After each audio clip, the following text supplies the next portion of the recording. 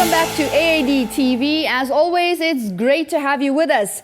The biannual African Aerospace and Defence Expo at the Waterkloof Air Force Base in South Africa this year signalled the start of AAD TV. Like in the past, hundreds of local and international exhibitors and thousands of visitors attended the continent's premier Aerospace and Defence Expo. Here are some of the highlights.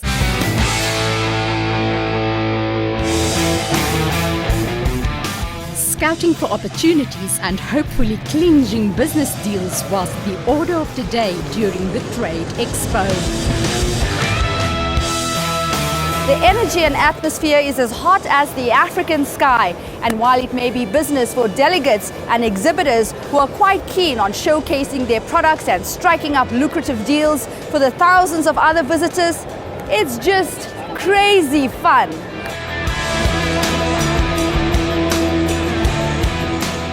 Mixing business, innovation and showbiz, Africa's largest privately owned aerospace and defence company, Paramount, made quite a statement on the eve of the expo, launching their Parabot. Well, Parabot is there to symbolise the move of the defence industry into the robotics realm. And it signifies our announcement of a new robotics division that will focus our energies on this sphere.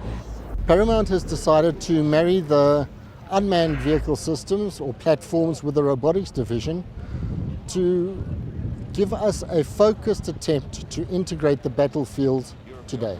What we've been doing over the past few years is to create a whole force, multiplier type setup, where you've got aircraft, UAVs, armored vehicles, everything together, being able to communicate to each other, all self-supporting vehicles that you can deploy, rugged, built for tough conditions. And I think that's what makes us unique. AAD 2014 also saw companies interested in opening up the market for equipment relatively unknown in Africa, like hovercrafts. Well, a hovercraft is a marine vessel that operates by effectively floating on a cushion of air. They're very fast, they can operate in almost any terrain as long as it's flat. We're very good with hovercraft, but we're not so good with Africa, and we know what we know and we know what we don't know. So an important thing for us is to find some really good partners. And we've been really pleased with the interest that we've had from some excellent potential partners in Africa.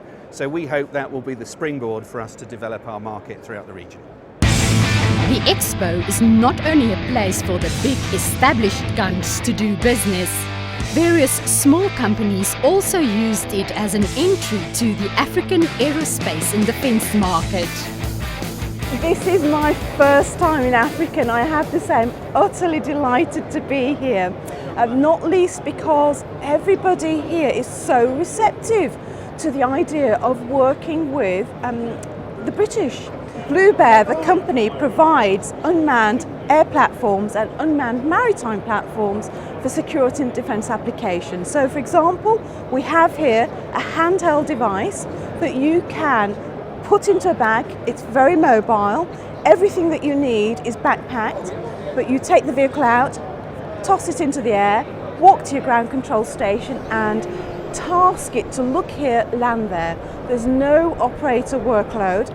It is all about executing the mission. Blue Bear has decided to look at South Africa and Africa in general as a market because we see that Africa has an appetite. It has an appetite for unmanned air vehicles, but it also has a need in terms of its security and policing.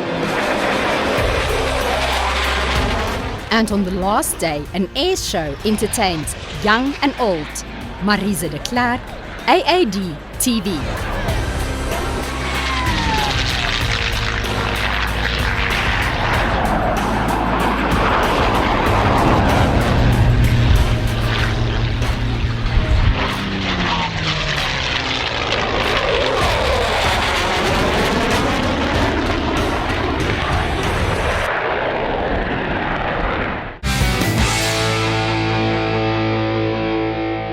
Fighting the Ebola crisis in Sierra Leone has been a challenge that could not be tackled without international assistance. The United Kingdom says their contingent there consists of a combination of military and civilian assistance. It is a combination of military and civilian assistance, and I think it reflected the nature of the problem in the first place. I mean, we first tried to draw attention to this with the international community, back in February of this year, and began to sort of accelerate and increase our assistance to Sierra Leone from about the summer. But now, in a way, the operations are fully up and sort of flying, but it's taken some time, and I think such was the severity of the way in which and the speed at which the illness was developing, that really putting in military capability was probably the right answer, just in terms of getting the right people on the ground quickly enough to provide the technical, the logistical, the medical support in an environment which of course was also becoming increasingly difficult because of the numbers being affected by the illness, fatally or not. So it did seem to us to call for a particular combination of, yes, military and civilian support. And I would expect it will progressively become more civilian as time goes on, but that sort of reaction and sort of getting things going needed both types of assistance. It's very interesting what you said, that it's going to move towards being more civilian. How do you recruit civilians? From our National Health Service, we have put out successive calls for volunteers, and we've got an incredible response. Something like about 1,500 people have volunteered to come out as nurses or clinicians or laboratory testers or whatever, doctors as well, and GPs. And we have already now got our first group of volunteers are already in place. About 25 people went out earlier last month.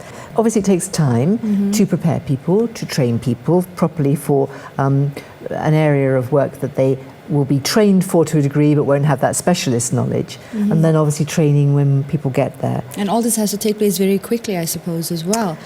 Yes, but it has to be done properly. It's strategically planned.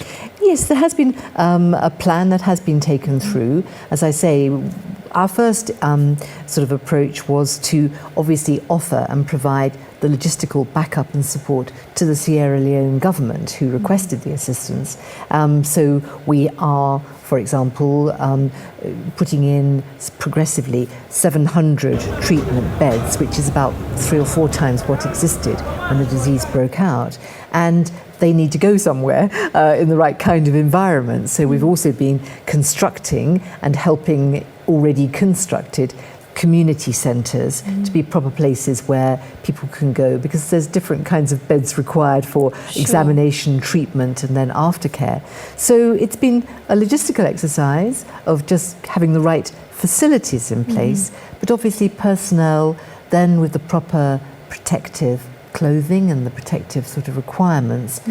It's not really high tech that's been involved in a way, it's just been, very helping to support Sierra Leone's infrastructure to cope with such an infectious disease of this kind. Do you work hand in hand with some of the other governments that are also in Sierra Leone? Yes, we do, absolutely. We've been working closely with the Australians, with the New Zealanders, with Cuba. We were very much in Sierra Leone, and of course the United States has been sort of taking the lead in Liberia and France in Guinea, the 3 countries most affected. We certainly, I would say, devised the structure with the Sierra Leone government in which people have joined and have thought how best to provide their particular expertise or help. So South Africa, for example, has been staffing a laboratory testing facility for which we were really, they were one of the first people to actually put people on the ground, but people coming in with their, whatever it is that they've got most available to contribute. Perhaps it's nursing, perhaps it's diagnostics, perhaps it's simply people who can be there to help with the heavy lifting of the infrastructure coming in, or perhaps it's to offer psychiatric assistance and help.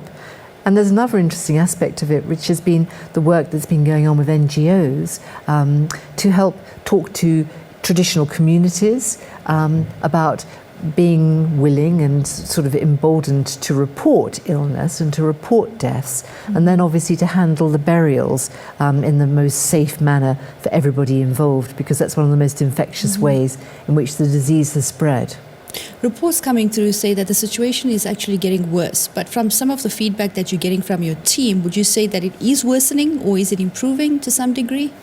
I think it's been seen as being getting worse because in a way that the peak has not been approached. The rate of infection seems at the moment to be slowing, and if that continues, then I think estimates at the moment, but I wouldn't want to sort of put too much money on these. You know, we're still finding our way through this crisis, but we hope very much that perhaps by January we'll be at the peak, and then it's managing it going down. But in Sierra Leone, I know of something like 7,000, sort of cumulative cases being reported, of which to date, sadly, 2,000 people have died. And we're investing also in more money into a very fast search for vaccines. GlaxoSmithKline, a UK company, has a prototype which is being tested. So people are putting money in to try and speed up that testing and to look at other solutions in parallel.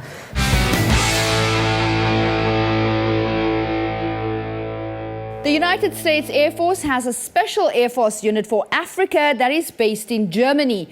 This Air Force unit came about after the merger of US Air Forces in Europe and Air Forces Africa in 2012. And consolidated our resources due to basically the very restrictive budget environment in which we operate today.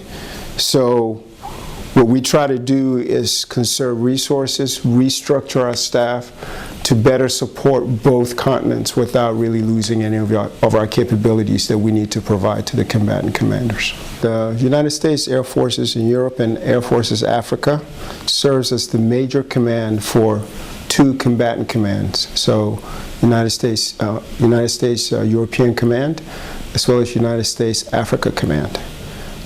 We've been operating throughout Europe for a long period of time, but since we don't have personnel stationed permanently in Africa, we send troops as well as folks from Europe to go temporarily serve on the continent when needed. Our primary focus in Africa really have been helping with humanitarian assistance, as well as conducting activities that enhance the capacity of the African Air Forces. On a formal level, we do have the African Air Chiefs Symposium, which brings in the senior Air Force African leaders to talk to us about what some of their priorities are and how we go about together trying to solve some of their air issues.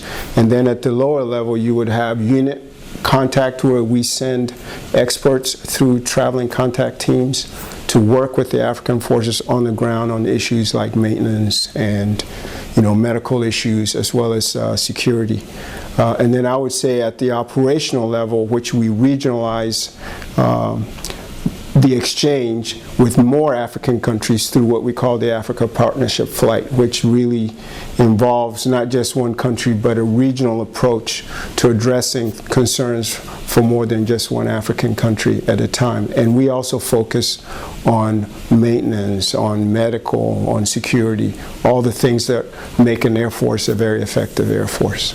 With all the security challenges that we do have going on around the world, coupled with budget constraints, we do our best to prioritize all the missions that are assigned to us. So whether it's Ebola or dealing with crisis in Ukraine, we feel like we have a process in place that allows us to be able to deal with what's going on around the entire world and not just what's happening in Africa and what's happening in Europe. Because of the way the U.S. manages our forces overall, we have a very robust prioritization methods that we use to decide where our forces should go based on what the priorities are.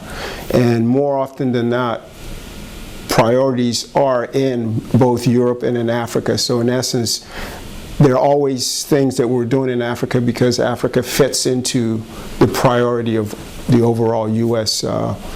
effort.